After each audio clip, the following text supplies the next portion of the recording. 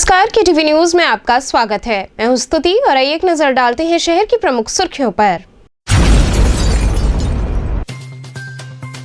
वाराणसी पहुंचे मुख्यमंत्री योगी आदित्यनाथ ने बाबा विश्वनाथ के दरबार में लगाई हाजिरी, विकास कार्यों का लिया जायजा।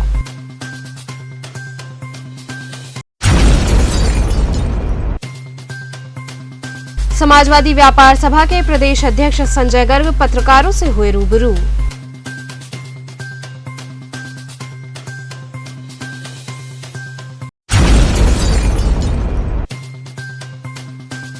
आजादी के अमृत महोत्सव के तहत केंद्रीय रिजर्व पुलिस बल द्वारा निकाली गई साइकिल रैली।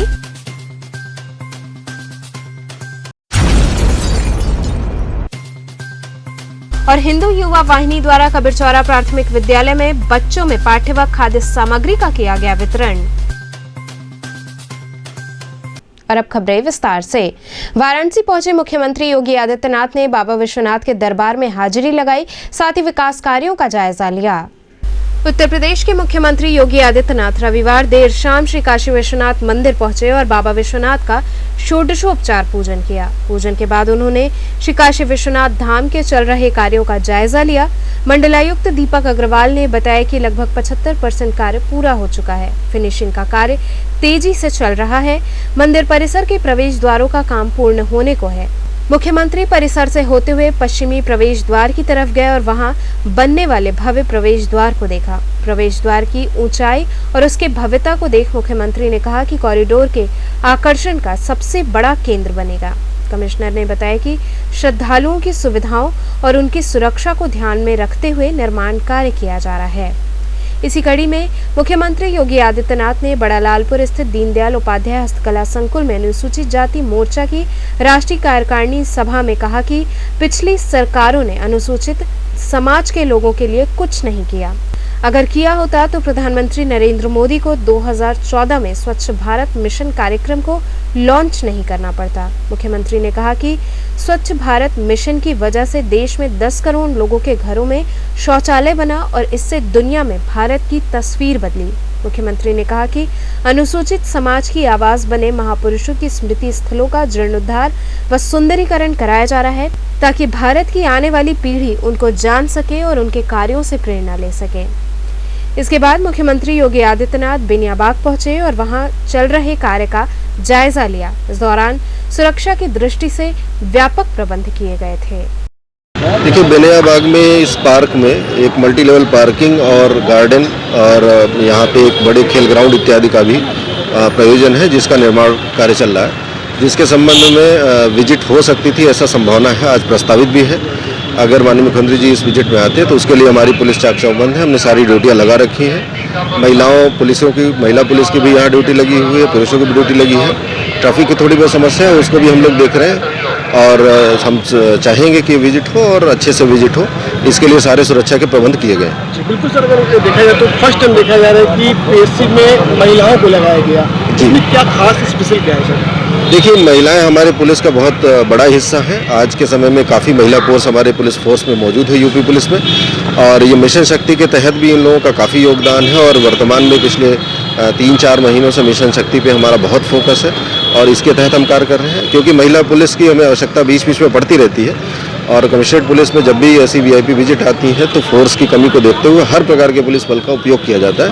यहाँ आज महिला पुलिस बल हमें अचानक से, क्योंकि इस प्रोग्राम को कराना पड़ा, तो इसलिए हम लोगों ने महिला पुलिस को भी यहाँ पे इस्तेमाल किया हुआ है, ताकि ये कार्यक्रम सही तरीके से हो सके। शासन जी, जिस तरीके से वाराणसी में बेनियाबाग मल्टी पार्किंग के रूप में तब्दील की जा रही है, इसमें कितने समय हो चुके हैं अब तक और क्या क्या तैयारियाँ हैं? इसमें अब तक 1.5 ईयर हो चुके हैं, कंप्लीट हो चुके हैं, जिसके अंदर हमारी 98% पार्किंग तैयार हो चुकी हैं। इसमें 500 4 व्हीलर की पार्किंग है और जो लास्ट स्टेज बचा हुआ है और टॉप की जो स्लैब है वो ऑलमोस्ट कंप्लीट हो चुकी है वाटर प्रूफिंग के साथ। और इसमें सिर्फ पाथवेज और लैंडस्केप का काम अभी बचा हुआ है। जी, बिल्कुल। अगर बात की जाए तो जिस तरीके से पहले बेनियाबाग ये था ग्राउंड, जो आप जी। आए होंगे तो यहाँ पर स्पोर्ट वगैरह भी होता था और यहाँ पे पार्क भी था, मतलब बैठने उठने के लिए।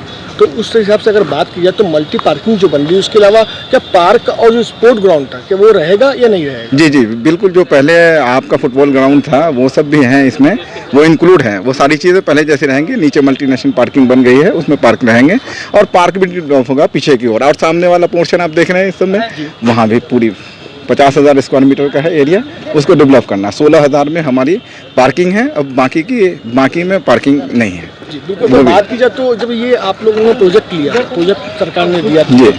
समथिंग कितना समय लगा और कितने लोग लगे?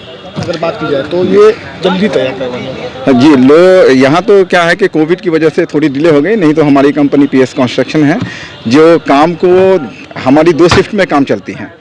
400 लेबर हमारे यहाँ काम करती हैं दिन रात, 400 नाइट में काम करती है, तो 800 लेबर मेरी दिन रात काम करती है जो कंपनी के लेवल में है। उसके बाद मशीनरी की जैसे जेसीबी, पोकलेन, सारी चीज़ें हैं, उसके बाद वो सब चलती रहती है। अच्छा, बिल्कुल। अगर बात की जाए तो पूरा कंप्लीटिंग जो होने वाला है जी। वो कितने समय और कितने दिन लग सकते हैं? जी टेंडर 2 साल का है, कोशिश करेंगे कि उससे 2 महीना पहले ही हम कंप्लीट कर दें। मतलब फिर भी समथिंग जी दिसंबर तक मेरा टारगेट है, दिसंबर तक हम इसको कंप्लीट कर दें। जी। जैसे कि अगर देखा जाए तो आज मुख्यमंत्री जी का दौरा भी है, जी हाँ, और जी हाँ। वो जहाँ जहाँ प्रोजेक्ट चल रहा है जी। तो उसका निरीक्षण कर सकते हैं। तो यहाँ पर जी। किस तरीके की तैयारी किया गया है मुख्यमंत्री जी के लिए? मुख्यमंत्री जी के लिए तो तैयारी हमारी तो ऑलमोस्ट तैयारी है, लेकिन उनके लिए पूरा साइन बोर्ड वगैरह और ये साइन बोर्ड नीचे और लाइट वाइट का अरेंजमेंट करा दिया है।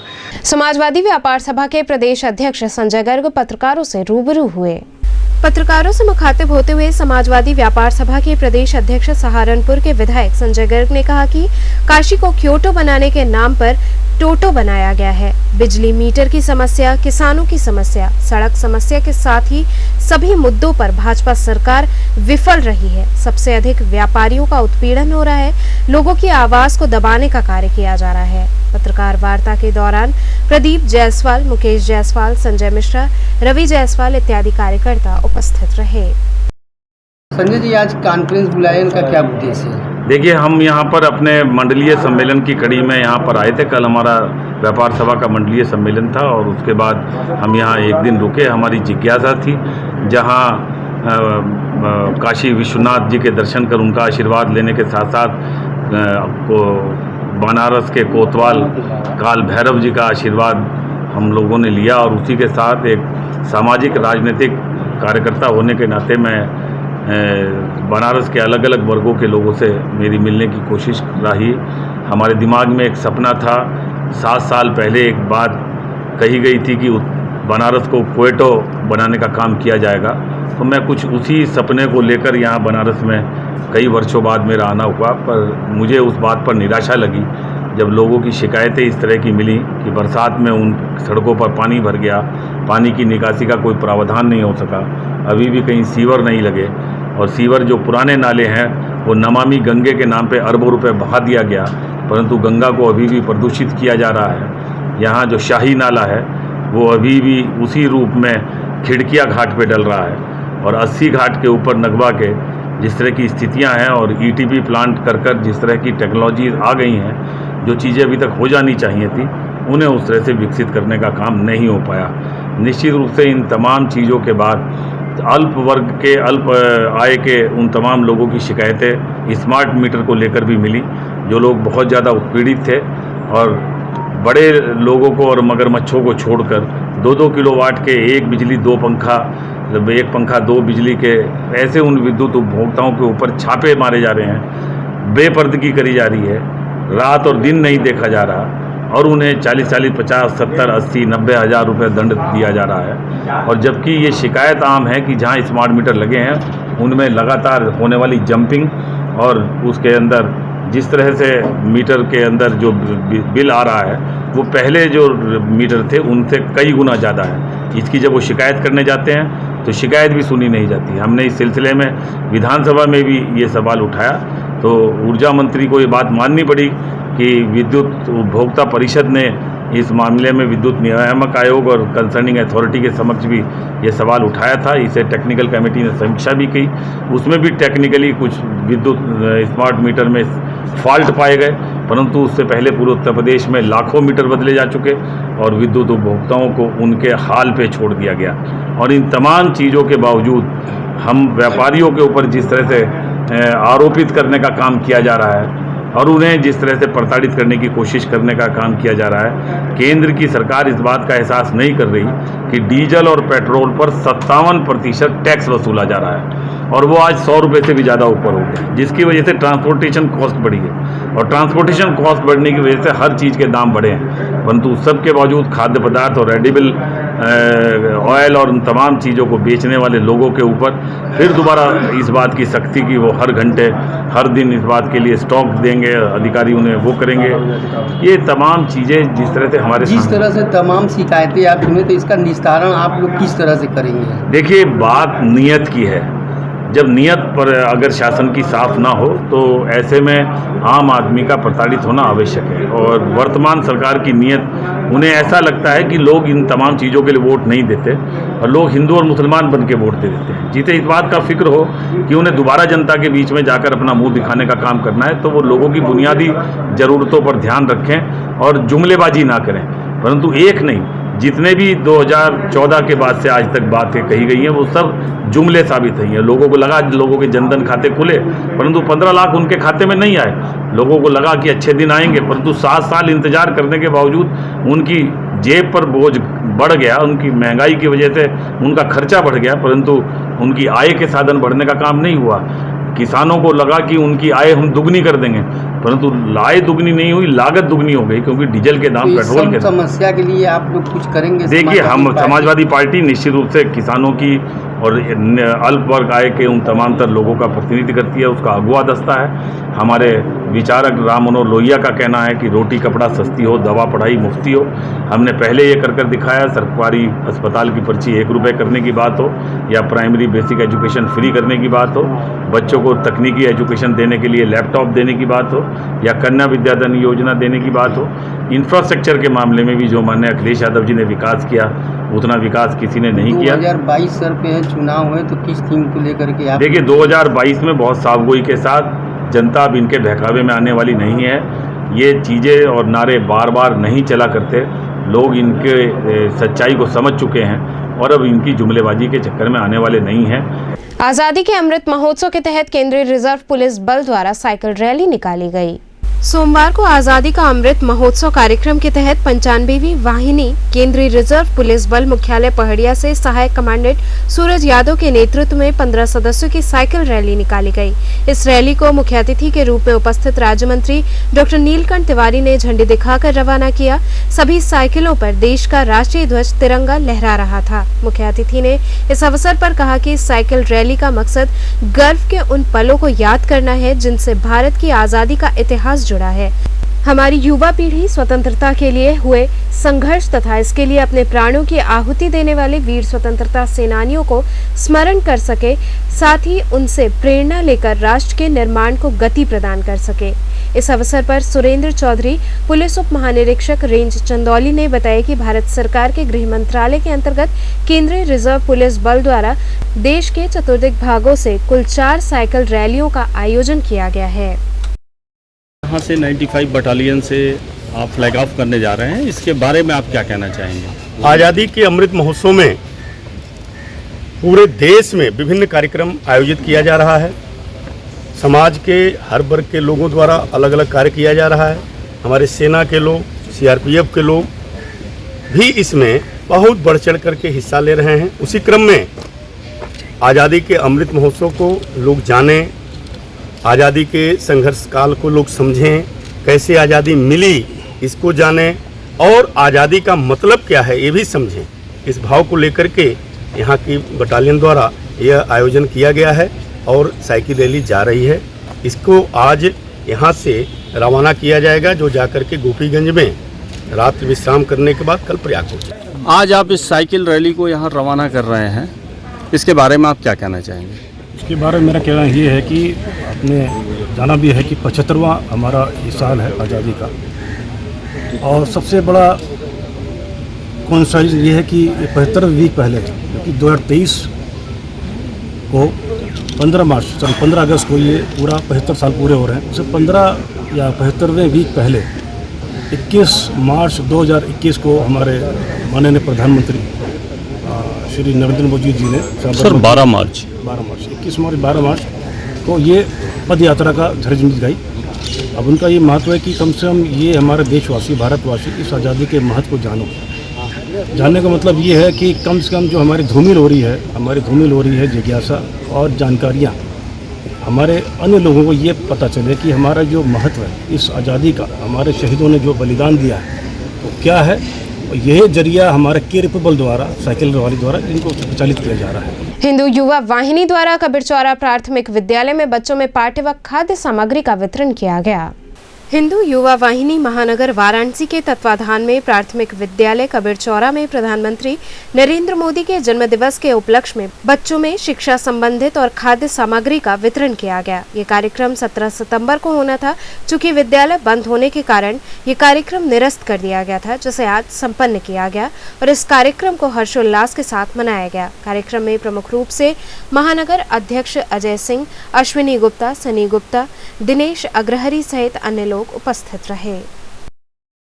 अजय जी, किस तरह का कार्यक्रम चल रहा है? देश के यशस्वी प्रधानमंत्री श्री नरेंद्र मोदी जी के लिए जो 3 दिवसीय कार्यक्रम चल रहा था, उसमें आज एक कार्यक्रम प्राथमिक विद्यालय में बच्चों के लिए निःशुल्क टिफिन, लंच बॉक्स, पेंसिल इत्यादि का वितरण किया जा रहा है। क्या संदेश दे रहे हैं बच्चों को आज? बच्चों को संदेश दिया जा रहा है कि शिक्षा से बढ़ के रहे, शिक्षा ही एक माध्यम है देश में तरक्की करने के लिए। दीपक जी, आज किस तरह का ये कार्यक्रम संपन्न कर रहे हैं? ये हम लोग आज माननीय प्रधानमंत्री जी श्री नरेंद्र मोदी जी का बर्थडे इन बच्चों के संग मना रहे हैं, क्योंकि बर्थडे तो मोदी जी का जन्मदिन 17 तारीख को था, लेकिन क्योंकि बरसात की वजह से मुख्यमंत्री जी का आदेश था तो 17-18 तारीख को स्कूल बंद था। लेकिन बच्चों का मनोबल हम लोग बढ़ाना चाहते हैं, बच्चों को बताना चाहते हैं कि हमारे प्रधानमंत्री जी का बर्थडे इस ढंग से सेलिब्रेट हम लोग संग करेंगे, इसलिए हम लोग ये सेलिब्रेशन आज कर रहे हैं। तो क्या कर रहे हैं इसमें बच्चों के साथ? इसमें हम लोग बच्चों को शिक्षा का एक बॉक्स है जिसमें पेंसिल, रबड़ और शॉर्पनर वगैरह है वो देंगे, बिस्किट देंगे, चिप्स देंगे और तमाम उनको शिक्षा से संबंधित ज्ञान देंगे, ताकि उनको बताएंगे कि हमारे प्रधानमंत्री जी का बर्थडे 17 तारीख को है। इससे बच्चे अनभिज्ञ हैं, उनको ये जानकारी हो कि हमारे प्रधानमंत्री जी कौन है, उनका जन्मदिन कब मनाया जाता है। भिखारीपुर स्थित विद्युत उपकेंद्र पर ठेकेदार कल्याण सेवा संस्था द्वारा धरना प्रदर्शन किया गया। ठेकेदार कल्याण सेवा संस्था द्वारा भिखारीपुर स्थित विद्युत उपकेंद्र पर अपनी 5 सूत्री मांगों के समर्थन में धरना प्रदर्शन किया गया। इस दौरान प्रदर्शनकारियों ने निविदा में भुगतान की सीमा निहित किए जाने, कार्यदायी संस्थाओं के बीजक को मंडल स्तर, खंड स्तर, उपखंड स्तर तक सालों रोके जाने का निस्तारण किए जाने सहित अन्य मांगे की। उन्होंने कहा कि यदि जल्द मांगों का निस्तारण नहीं किया जाता है तो वो आमरण अनशन हेतु बाध्य होंगे। किस तरह का आप धरना प्रदर्शन कर रहे हैं, क्या है इसमें? हमारे ठेकेदार साथियों की तमाम समस्याएं हैं, जैसे उनका भुगतान ना होना, उनके बीजक का मापन ना होना, बीजक मापन के लिए सालों उनके कार्यालय का चक्कर लगाना, तमाम समस्याएं हैं जिसको हम लोग कल से धरना दे रहे हैं, लेकिन कोई भी सार्थक कार्यवाही नहीं किया जा रहा है। हम अधिकारी आपसे मिलने आए हैं, कोई वार्ता हुई आप लोग? आज के दिन में कोई अधिकारी हमारे पास नहीं आए हैं, ना हमारी सुन रहे हैं। ऊपर एमडी ऑफिस में तो आपकी मांगे नहीं पूरी होगी तो क्या करेंगे? इसके हम आमरण अनशन करेंगे जब हमारे ठेकेदार साथी जो है वही नहीं रहेंगे, उनके बाल बच्चे, उनके लेबर मजदूर जो भुखमरी के कगार पे आ गए, उससे अच्छा है कि इनके कार्यालय में हम आत्मदाह करेंगे। पिछले कई वर्षों से हम लोग का भुगतान नहीं किया जा रहा है। ठेकेदार हमारे भाई लोग जो है, बंधु लोग हैं, भुखमरी के कगार पे हैं, किसी का चूल्हा नहीं जल रहा है, बच्चों की फीस नहीं जमा हो पा रही है, सारे लोग जो है, सारे लोग की आर्थिक स्थिति बहुत बिगड़ी हुई है। अधिकारी से आपसे वार्ता? मुख्य अभियंता से हम लोगों ने कई बार वार्ता किया। ये देखिए, इसका विज्ञापन कई बार हम लोगों ने पेपर में दिया है और उनसे नोक-झोंक भी कई बार हुई है, झगड़ा हुआ। एक जो पिछली बार मुख्य अभियंता देवेंद्र सिंह जो इस समय अटैच हैं, उनका ट्रांसफ़र भी हो गया यहाँ पे। आप लोग की मांगे नहीं पूरी होगी तो आप लोग क्या करेंगे? हमारा अनशन बैठेंगे, भूख हड़ताल करेंगे हम लोग, कार्य को बंद करेंगे, कार को बंद करेंगे, कार बहिष्कार करेंगे पूरा। कार्य का बहिष्कार करेंगे। हम लोग इतना पैसा नहीं कि नया कोई कार्य कर सकें हम लोग। यहाँ वक्त तो चलाई छोटे से ब्रेक का, बने रहिए KTV के साथ।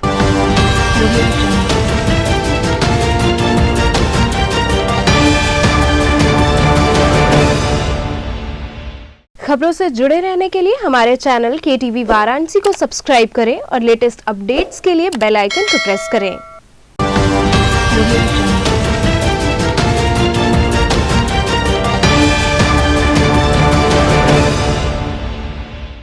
ब्रेक के बाद आपका स्वागत है। चितईपुर स्थित विद्युत विभाग में कर्मचारियों की उपस्थिति न होने से लोगों को समस्याओं का सामना करना पड़ा।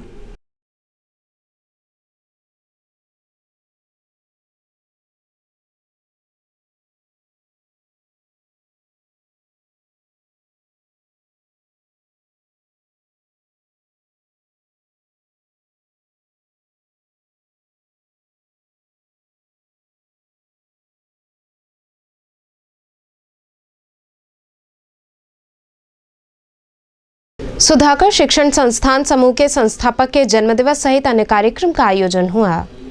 पांडेपुर स्थित सुधाकर महिला शिक्षण संस्थान समूह में संस्था के संस्थापक का जन्मदिवस व स्थापना दिवस के रूप में हर्षोल्लास के साथ मनाया गया। इस अवसर पर दीप प्रज्वलन व माल्यार्पण कर कार्यक्रम की शुरुआत हुई। इस दौरान संस्था प्रमुख व प्राचार्य डॉक्टर प्रभु नारायण दुबे ने कहा कि संस्थापक का जन्म 1929 में हुआ था। जो उन्होंने इस संस्था की स्थापना की वो आज एक वृक्ष की भांति हम सभी को छाया के रूप में सुशोभित कर रहा है। उपाचार्य डॉक्टर रमा दुबे ने कहा कि इस संस्था की स्थापना 1957 में हुई। उस समय बालिकाओं के लिए पढ़ाई के लिए जागरूकता नहीं थी, लेकिन इस संस्था ने केवल बालिकाओं को जागरूक ही नहीं किया बल्कि आज इस संस्था की बालिकाएं प्रशासनिक सेवाएं और न्यायिक सेवाओं में इस संस्था का नाम रोशन कर रही हैं। इस अवसर पर doctor Manju Tripathi, doctor Saroj Singh, doctor Sujeet Rai, Asha Pandey इत्यादि लोगों ने अपने विचार व्यक्त किए।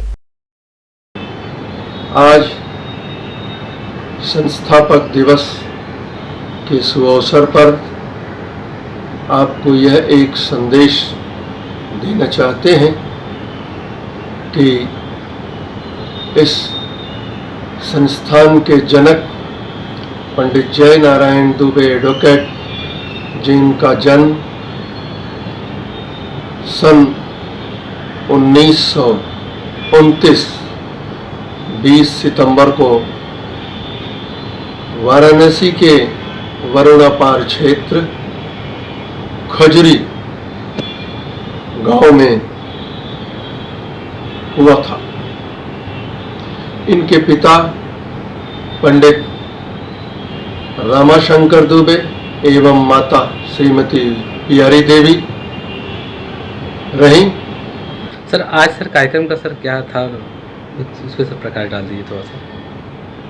आज हम सब उनके जन्म दिवस पर, पंडित जय नारायण दुबे इस संस्था के जनक के जन्म दिवस पर आज यहाँ एकत्रित हुए हैं और उनके व्यक्तित्व एवं कृतित्व पर प्रकाश डाल रहे हैं। बच्चों के बीच में उनके युग दृष्टा महिला शिक्षा, बालिका शिक्षा के अभियान जो 1957 से लगातार आरंभ होकर आज 64 वर्ष अपने जीवन की यह संस्था पूरी कर चुकी है। क्षेत्रीय प्रजा का इस संस्था के प्रति विश्वास यह है कि दिन प्रतिदिन इस संस्था में उनकी बालिकाएं, बहुएं, माताएं शिक्षा ग्रहण कर रही हैं और उत्तरोत्तर इनकी संख्या में वृद्धि हो रही है। प्राथमिक पाठशाला के रूप में 1957 में यह एक ज्ञान की ज्योति जो उन्होंने जलाई, वो आज सुधाकर महिला इंटरमीडिएट कॉलेज, सुधाकर महिला पोस्ट ग्रेजुएट कॉलेज, सुधाकर महिला विधि महाविद्यालय, सुधाकर संस्कृत माध्यमिक विद्यालय, सुधाकर संस्कृत स्नातकोत्तर महाविद्यालय, आदर्श सेवा मंडल केंद्र के रूप में सुशांत गोल्फ सिटी, शहीद पथ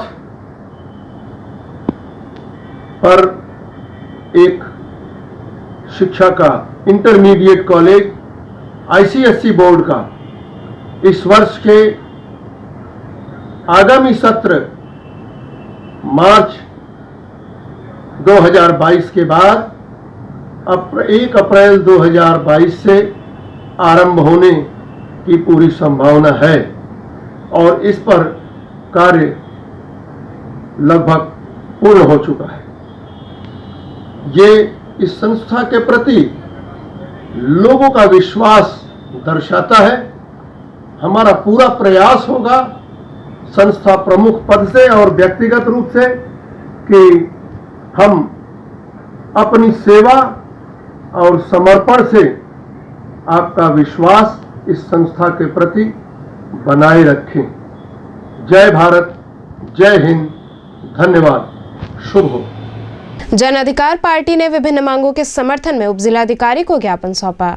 जन अधिकार पार्टी ने राज्यपाल को उपजिलाधिकारी के माध्यम से ज्ञापन सौंपा। इस दौरान ज्ञापन सौंपने वालों ने कहा कि केंद्र सरकार द्वारा पारित कृषि कानून, नई शिक्षा नीति व श्रम नीति की कमियों व प्रदेश सरकार की जन विरोधी नीतियों, डीजल पेट्रोल की कीमतों में बढ़ोतरी को तत्काल वापस लेने व सरकार द्वारा पिछड़े वर्ग का आरक्षण समाप्त किए जाने के संदर्भ में हम ज्ञापन सौंप रहे हैं। ये किस प्रकार का प्रोग्राम ज्ञापन दिया? आज हम लोग उत्तर प्रदेश के हर जिला मुख्यालयों पर ये हम लोग लगभग 66 सोमवार से हम लोग सरकार की जन विरोधी नीतियों के विरोध में, जैसे डीजल पेट्रोल की बढ़ती हुई कीमतें को तत्काल वापस लेना, प्रदेश में जो महंगाई बढ़ी है, देश में जो महंगाई बढ़ी है, देश में जो हत्याएं हो रही हैं पिछड़ों, दलितों, शोषितों, वंचितों के साथ, उसको तत्काल बंद किया जाए, छुट्टा पशुओं से निजात दिलाया जाए और जो किसानों का गन्ना मूल्य का जो भुगतान बाकी है उसको तत्काल वापस किया जाए आदि मांगों को लेकर हम निरंतर धरनारत हैं। किसको ज्ञापन दिया आपने? आज हम लोगों ने एसएम चतुर्थ वाराणसी को ज्ञापन दिया है। राज्यपाल और महामहिम राज्यपाल महोदय और महामहिम राष्ट्रपति महोदय के नाम से संबोधित ज्ञापन हम लोग देते हैं हर सोमवार को यहाँ पे। पातालपुरी संकटहरण हनुमान जी के वार्षिक श्रृंगार का आयोजन हुआ। कबीरचौरा जालपा देवी स्थित पातालपुरी संकटहरण हनुमान जी के भव्य श्रृंगार का आयोजन हुआ। इस अवसर पर संकटहरण हनुमान जी की विभिन्न सुगंधित फूलों से झांकी सजाई गई। इस अवसर पर अखंड मानस पाठ का भी आयोजन हुआ। इसके साथ ही भंडारा भी आयोजित किया गया। इस अवसर पर बड़ी संख्या में भक्तों ने पहुंचकर प्रभु का दर्शन किया। कार्यक्रम में प्रमुख रूप से दीनानाथ यादव, बबलू यादव, विनोद यादव, सुनील, नीरज गुप्ता सहित बड़ी संख्या में भक्तगण शामिल रहे।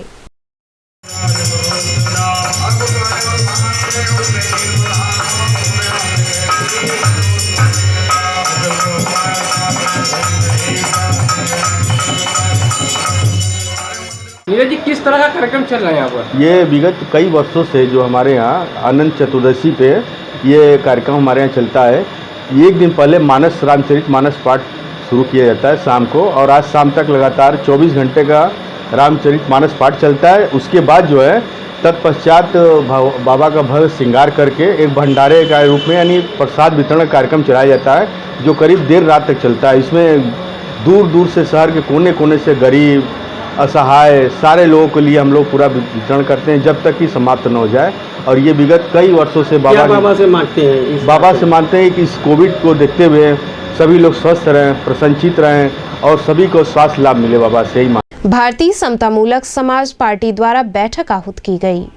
भारतीय समतामूलक समाज पार्टी की आवश्यक बैठक पराड़कर भवन में आयोजित हुई। बैठक में बीएसएसपी को सक्रिय और गतिशील बनाने पर कार्य करने की दिशा में प्रभावी कदम उठाने के क्रम में पार्टी द्वारा सदस्यता अभियान चलाने के साथ ही बूथ स्तर तक युवाओं की टीम बनाने पर जोर दिया गया। बैठक में पार्टी से आमजन को जोड़ने के क्रम में प्रभावी कार्य योजना बनाकर कार्य करने की बात पर मंथन किया गया। बैठक के माध्यम से सर्वसम्मत से आगामी 25 अक्टूबर को शास्त्री घाट पर भारतीय समतामूलक समाज पार्टी द्वारा अधिकार जागरूकता रैली निकाले जाने का निर्णय लिया गया। बैठक में राष्ट्रीय महासचिव ज्योति मिश्रा, राष्ट्रीय अध्यक्ष महिला ब्रिगेड आराधना सिंह राजपूत, सत्यम सिंह, मनीष सिंह इत्यादि लोग मौजूद रहे।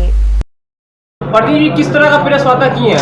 आज भारतीय समतामूलक समाज पार्टी की एक बैठक यहाँ पे आहूत हुई थी 3 बजे से, जिसमें हमारी राष्ट्रीय कार्यकारिणी की प्रमुख महासचिव ज्योति मिश्रा जी, महिला की अध्यक्षा आराधना सिंह राजपूत जी, प्रदेश अध्यक्ष शाहिद खान जी, युवा शक्ति मंच के प्रदेश अध्यक्ष प्रियांशु तिवारी जी, अल्पसंख्यक के अध्यक्ष अतीक अहमद सिद्दीकी जी, सारे लोग हम लोग सम्मिलित रहे और इसमें जो हमारे महत्वपूर्ण पदाधिकारी थे, सबों ने एक सर्वसम्मत से एक प्रस्ताव पास हुआ कि आज आज़ादी के इतने सालों बाद भी जो देश के आम नागरिकों के अधिकारों का हनन हो रहा है, आज जो लोकशाही राजशाही में तब्दील होती जा रही है, उसके विरुद्ध हम लोग अधिकारों के प्रति आम आदमी को जागरूक करेंगे, लामबंद करेंगे। और इसी क्रम में हम लोग की शुरुआत 25 अक्टूबर 2021 से वाराणसी के शास्त्री घाट से एक रैली के रूप में होगी, जिसमें हम लोग जनता को जागरूक करने के साथ ही, आम लोगों को जागरूक करने के साथ ही शासन और सत्ता में बैठे लोगों को भी ये बताने का काम करेंगे, उनको भी चेतावनी देने का काम करेंगे कि लोकशाही में राजशाही की कोई जगह नहीं है। और हम लोग लोकशाही को जीवित रखने के लिए, लोकशाही को मजबूत करने के लिए हम लोग ऐसी ताकतों से जो कि शासन सत्ता में बैठ करके राजशाही को बढ़ावा देते हैं, अफसरशाही को बढ़ावा देते हैं, इसके विरुद्ध एक लंबी लड़ाई लड़ने का काम आगामी दिनों में करेंगे। और इन्हीं मुद्दों के साथ भारतीय समता मूलक समाज पार्टी जनता के बीच 2022 के चुनावी श्रृंगेरी मठ में आयोजित श्रीमद् भागवत कथा की जानकारी एक पत्रकार वार्ता के दौरान दी गई। श्रृंगेरी मठ महमूरगंज में दिव्य श्रीमद् भागवत कथा महोत्सव का आयोजन किया जा रहा है। इस कार्यक्रम का उद्देश्य कोरोना काल में मृत आत्माओं की शांति और मोक्ष तथा जनसाधारण में सनातन धर्म के मूल्यों, आदर्शों की तथा संस्कृति का भागवत कथा के माध्यम से प्रचार प्रसार करते हुए समाज में एकता, अखंडता तथा भाईचारे की भावना को बढ़ावा देना है। इस आयोजन के कथावाचक यमुना पुत्र परम भक्त पंकज शास्त्री जी हैं। इस बात की जानकारी एक पत्रकार वार्ता के दौरान दी गई। पत्रकार वार्ता के दौरान कार्यक्रम संयोजक अनुज राही, संयोजक वंदना रघुवंशी, धर्मेंद्र त्रिपाठी, तनुप्रिया श्रीवास्तव इत्यादि लोग उपस्थित रहे। अध्यात्म गो सेवा मिशन ट्रस्ट द्वारा श्रीमद् भागवत कथा जो है 21 तारीख से लेकर के 28 तारीख तक आयोजित की जाएगी। कैसा कार्यक्रम है और ये क्या संदेश देती है? अध्यात्म गो सेवा मिशन ट्रस्ट के द्वारा जो है ये जो श्रीमद् भागवत कथा जो है वो कथावाचक, प्रमुख कथावाचक जो है श्री पंकज शास्त्री जी द्वारा पंकज मोदी जी के नेतृत्व में, उनकी अध्यक्षता में ये कथा की जा रही है, जिसमें शोभा यात्रा 21 तारीख को हम लोग श्याम मंदिर से लेकर के श्रृंगेरी मठ तक हम लोग शोभा यात्रा में कितनी जनता उपस्थित रही? लगभग ये मान के चलिए कि 100 से ऊपर की संख्या रहेगी, क्योंकि अभी तक तो 100 लोगों का कन्फर्म, क्योंकि हमें कोरोना के जितने भी हमारे मापदंड हैं उनका भी ख्याल रखना है ताकि कहीं कोई असुविधा न हो। इसका उद्देश्य क्या है? इसका उद्देश्य ये है कि जो भी कोरोना के इस संकट काल में जिन लोगों ने अपने लोगों को, अपने परिजनों को खोया है, उनकी जो असामयिक मृत्यु हुई है, उनको बेसिकली तर्पण देने के लिए, उनको उनकी मृत आत्माओं को शांति देने के लिए इस मोक्ष नगरी में एक इस तरीके की व्यवस्था की गई कि ताकि कथा के माध्यम से उनको हम मृत आत्माओं को शांति दें। तो चलते चलते पुनः एक नजर डालते हैं शहर की प्रमुख सुर्खियों पर। वाराणसी पहुंचे मुख्यमंत्री योगी आदित्यनाथ ने बाबा विश्वनाथ के दरबार में लगाई हाजिरी, विकास कार्यों का लिया जायजा।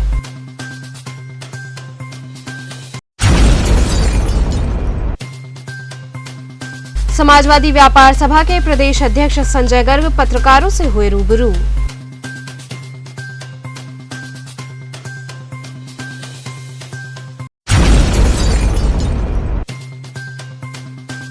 आजादी के अमृत महोत्सव के तहत केंद्रीय रिजर्व पुलिस बल द्वारा निकाली गई साइकिल रैली।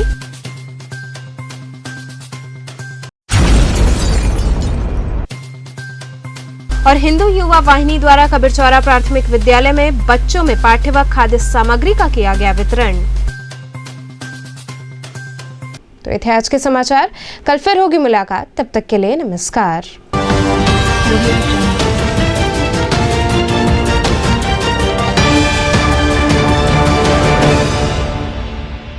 खबरों से जुड़े रहने के लिए हमारे चैनल KTV वाराणसी को सब्सक्राइब करें और लेटेस्ट अपडेट्स के लिए बेल आइकन को प्रेस करें।